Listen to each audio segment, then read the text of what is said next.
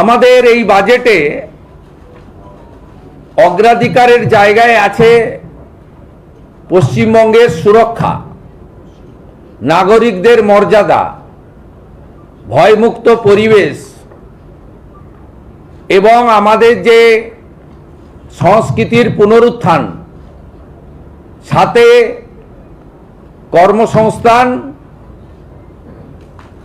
এবং দুটি বিষয়ে অগ্রাধিকার পেয়েছে শিল্প এবং কৃষক বা কৃষি। তার সঙ্গে আমরা উল্লেখযোগ্যভাবে গুরুত্ব দিয়েছি শিক্ষা এবং স্বাস্থ্যকে। এবং আমাদের এই রাজ্যে যারা সেবাদান করেন, আংশিক সময়ের চুক্তিভিত্তিক বিভিন্ন প্রজেক্টে কর্মরত এবং সর্বোপরি সরকারের সিদ্ধান্ত নীতি কার্যকর করার ক্ষেত্রে যে সরকারি কর্মচারীরা গুরুত্বপূর্ণ ভূমিকা গ্রহণ করেন, তাদের বিষয়ে উল্লেখ করা হয়েছে।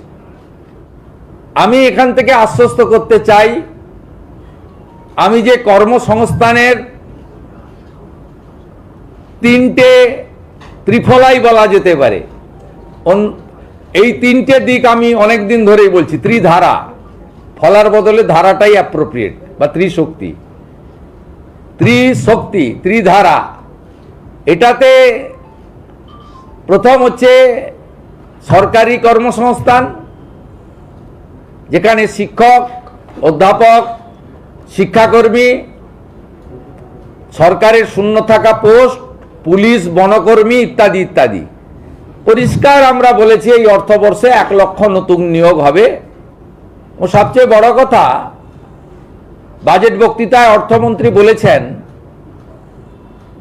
নিয়োগে কোনো রাজনৈতিক লোক নিয়োগ কমিটিতে থাকছে না, ইউপিএসসিকে ফলো করবে পশ্চিমবঙ্গ সরকার। আমাদের আমসহ যে সমস্ত ফুড প্রসেসিং ইউনিট রয়েছে, টমেটো সহ অন্যান্য অনেক রয়েছে ফুড প্রসেসিং ইউনিট, এবং ভেরিয়াস টাইপের ভেজিটেবল ফ্রুটসেরও এখন ফুড প্রসেসিং অনেক ইউনিট হয়েছে। সেখানে তার উদ্যোগের কথা বলা হয়েছে, এমএসএমইর জন্য স্পষ্ট নির্দেশিকা রাখা হয়েছে, এর মধ্য দিয়ে ব্যাপক কর্মসংস্থান হতে পারে। তৃতীয় হচ্ছে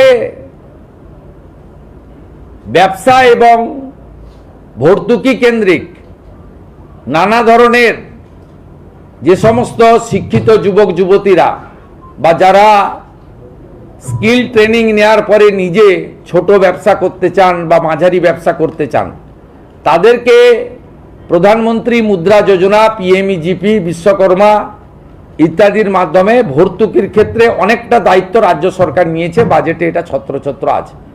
এই তিনভাবে আমাদের এখানে কর্মসংস্থানের দিগন্ত উন্মোচিত হবে। এর সুফল আগামী 6-8 মাসের মধ্যেই আপনারা দেখতে পাবেন। প্রত্যেকটা জিনিসের একটা প্রসেস থাকে।